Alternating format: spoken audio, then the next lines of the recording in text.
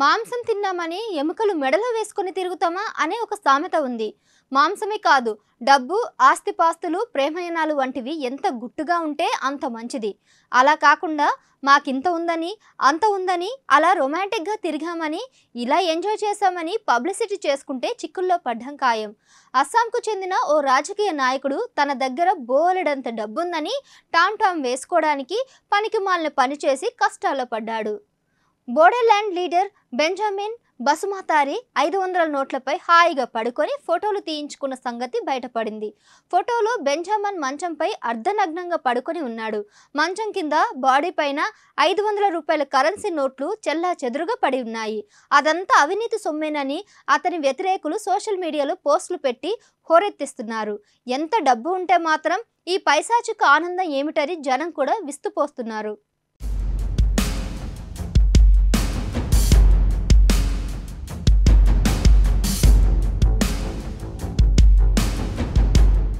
Benjamin ప్రస్తుతం ఉదల్గిరి జిల్లాలోని బైరంగురి village council development committee చైర్మన్గా పనిచేస్తున్నాడు. ప్రధానమంత్రి గృహ నిర్మాణ పథకం నిధులను బెంజమిన్ భారీ స్థాయిలో నిధులను దారి మళ్లించి తన జేబులో వేసుకున్నాడని ఆరోపణలు ఉన్నాయి. గ్రామీణ ఉపాధి హామీ పథకం కింద పనిచేసే నిరుపేద కూలీలను కూడా వదలకుండా జలగల లంచాలు పీల్చాడని బాధితులు వాపోతున్నారు. ఈ నేపథ్యంలో బెంజమిన్ నోట్ల పవలింపు ఫోటోలు బయటకొచ్చాయి. అతని అవినీతికి ఇది తిరుగులేని నిదర్శనమని వెంటనే అరెస్టు చేయాలని బాధితులు డిమాండ్ చేస్తున్నారు.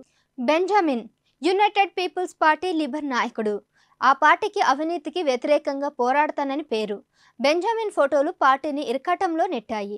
అతనికి ప్రస్తుతం తమ పార్టీతో ఎలాంటి సంబంధం లేదని Bodoland territorial council leader Pramod borrow వివరణ ఇచ్చాడు.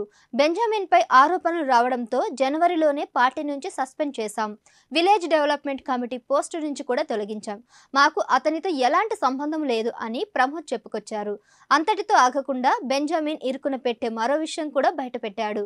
నోట్లపై బెంజమిన్ పడుకున్న ఫోటోలు 5 ఏళ్ల కిందటివని, ఆ డబ్బు అతని సోదరిదని ప్రమోద్ వివరించాడు.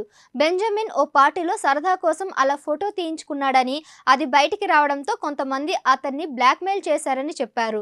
నిజమైనదేనా బెంజమిన్ చేసిన పని మంచిది కాదని, గుట్టుచప్పుడు కాకుండా సరదా తీర్చుకొని ఉంటే సమస్య వచ్చేది కాదని బోడో నేతలు వాపోతున్నారు.